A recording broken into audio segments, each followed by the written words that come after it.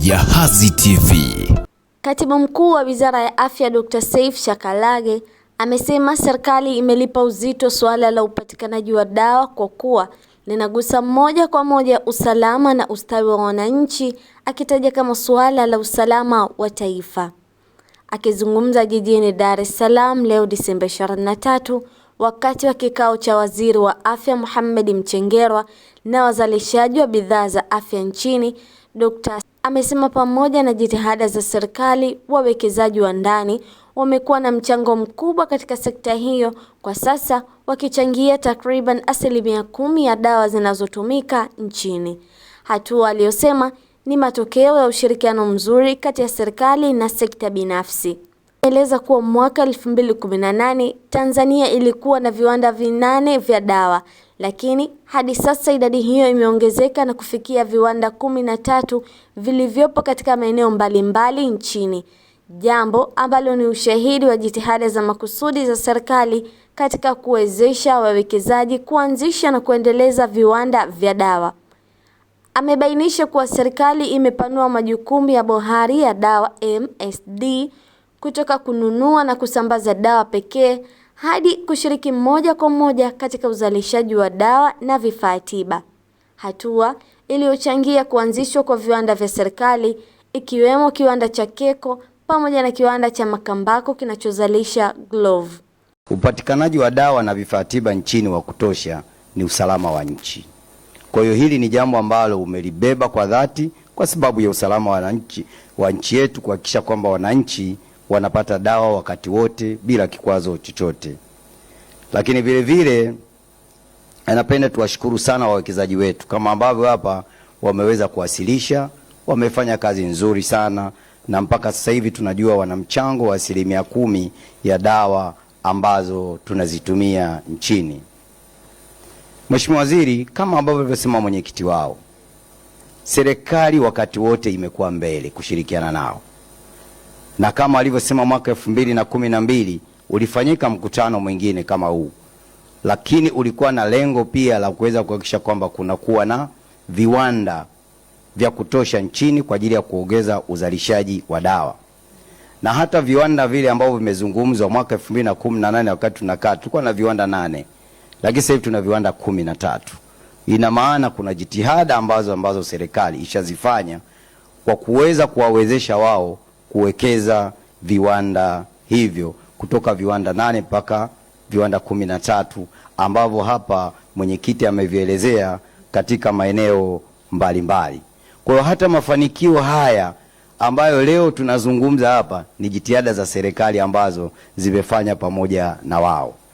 Lakini kama hiyo itoshi, Mheshimiwa Waziri, serikali pia imeboresha sheria. MSD ilikuwa peke yake tu inanunua, lakini iliongeza na jukumu la uzalishaji wa dawa, vifaa tiba. Kwa hiyo tunajua tuna kiwanda chetu cha Keko, lakini pia tuna kiwanda kilichopo kule Makambako ambacho kinazalisha gloves. Ni jitihada za serikali. Lakini TMDA na yenyewe pia imefanya mchango mkubwa kama ambavyo mwenyekiti hapa ameeleza. Imeondoka kutoka kwenye swala la kuitwa udhibiti, lakini pia imejikita sasa katika swala la uwezeshaji wa uwekezaji. Kwa hiyo yote ni jitihada za serikali. Najua yako maombi yameelezwa hapa ya sera, lakini serikali ishaanza kufanya hayo mambo mengine. TMDA imekuwa katika jukumu sio kudhibiti tu, lakini imekuwa katika uwezeshaji. Na kwenye hili imeweza pia kupunguza muda wa usajili wa dawa kutoka siku 180 mpaka siku 60. Kwa hizi ni jitihada za serikali kuweza kuhakikisha kwamba wale hata wanaoingiza dawa au watu wanaozalisha ndani, basi dawa zao zinakuwa zinasajiliwa bila kupoteza muda mwingi sana. Mheshimiwa Waziri, umezisikia changamoto katika kikao cha leo. Nafasi ya kuboresha zaidi ipo, na nafasi ya kuboresha inapatikana kama ambavyo wewe umetumia hekima kubwa Mheshimiwa Waziri kuwaita wadau hawa na kujadiliana nao. Watakapoibua changamoto zinatusaidia kukaa kwa pamoja tena na kuweza kuona kwamba tunaweza tukazitatua vipi. Na katika kikao hiki nina imani Mheshimiwa Waziri utatupa maelekezo mahususi ambayo yatasaidia katika kutatua baadhi ya changamoto ambazo zimeelezwa hapa. Naye Waziri wa Afya Mohamed Mchengerwa amesema ujenzi wa viwanda vya kisasa vya kutengeneza dawa nchini ni hatua muhimu itakayowezesha Tanzania kuachana na utegemezi wa dawa za kizazi cha zamani na kuingia kikamilifu katika uzalishaji wa dawa za kisasa zenye ufanisi mkubwa, dozi sahihi na madhara madogo kwa wagonjwa. Amesema dawa za kizazi kipya zina mfumo bora ya utoaji wa dawa mwilini, ufanisi ulioboreshwa na usalama zaidi kwa wagonjwa, tofauti na dawa nyingi za kizazi cha zamani ambazo bado hutumika barani Afrika licha ya kubadilishwa au kuboreshwa katika nchi zilizoendelea. Kwa mujibu wa Mchengerwa, hali hiyo imefanya Afrika kuonekana zaidi kama soko la kupokea bidhaa zilizozidiwa na masoko mengine badala ya kuwa mshirika hai katika maendeleo ya tiba ya kisasa.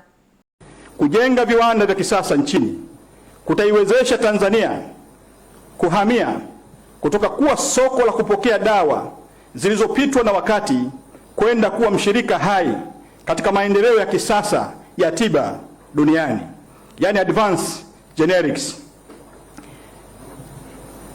Advanced generics zinatoa ufanisi ulioboreshwa, mifumo bora ya utoaji dawa mwilini, dozi sahihi zaidi na madhara pungufu kwa wagonjwa. Ndugu zangu, ni lazima tuseme ukweli na kwa ujasiri na kwa uwazi kabisa. Bara la Afrika na Tanzania ikiwemo, kwa muda mrefu limekuwa ni soko la dawa za kizazi cha zamani, old generics. Dawa ambazo katika nchi zilizoendelea zimeshatumika kwa muda mrefu, baadhi yake zikibadilishwa au kuboreshwa kutokana na maendeleo ya sayansi ya tiba.